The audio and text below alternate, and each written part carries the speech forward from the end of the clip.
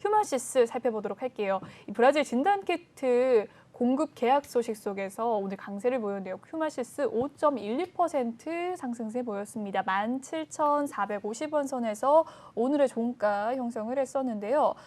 최근에 좀 이 진단키트 관련해서 오미크론 다시 괜찮아진다라는 소식 속에 좀 빠지는 모습이었는데 오늘 좀 상승을 하는 모습이었네요. 네. 오미크론 관련해서 확진자 수는 계속 늘어나고 있습니다. 휴마시스 앞으로의 전망 어떻게 될까요? 2년 전만 하더라도 2년 전에 이제 코로나가 발발을 했었죠.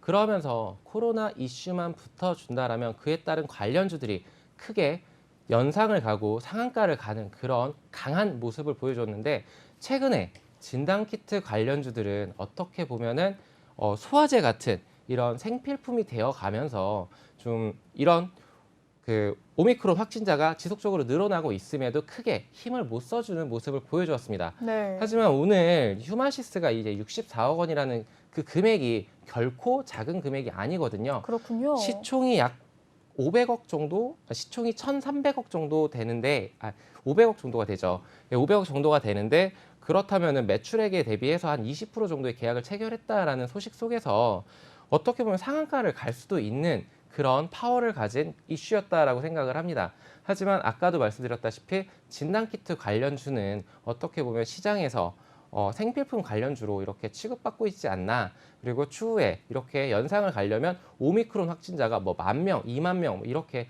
바라는 건 아니에요. 네. 다만 그렇게 된다라면은 진짜 좀 크게 움직여 주겠지만 시장에서 가장 뜨거운 주도할 만한 테마로는 저는 생각하고 있지는 않습니다.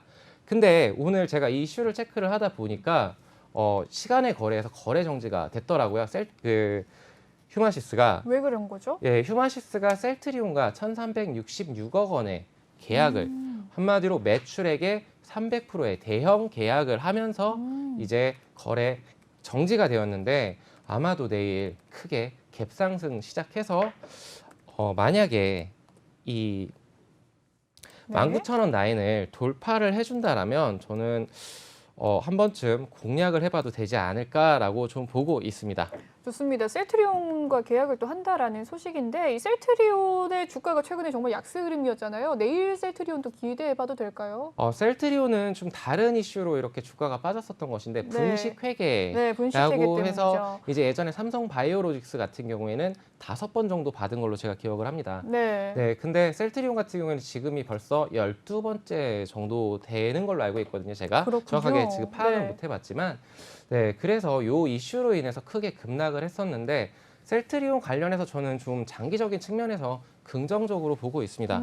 어떻게 보면 우리나라를 대표할 수 있는 그런 바이오 주가가 이렇게 급락을 한다. 그리고 만약에 이제 가장 우려했었던 부분이 이제 오스템 임플란트처럼 네. 빅 이슈로 인해서 상장 폐지 뭐 네, 신라젠처럼. 이러면은 네. 전 국민이 아마 들고 일어서겠죠. 네. 네, 그럴 일은 별로 없을 거라고 예상은 하지만 네, 또 모르는 것이라 네. 네, 아무튼 여기까지 말씀을 드리도록 의견을 하겠습니다. 주셨습니다. 네, 셀트리온에 대해서 이야기를 잠깐 엿봤는데요. 여기까지 휴마시스에 대한 이야기 살펴보도록 하고 다음 특징주 살펴보도록 하겠습니다.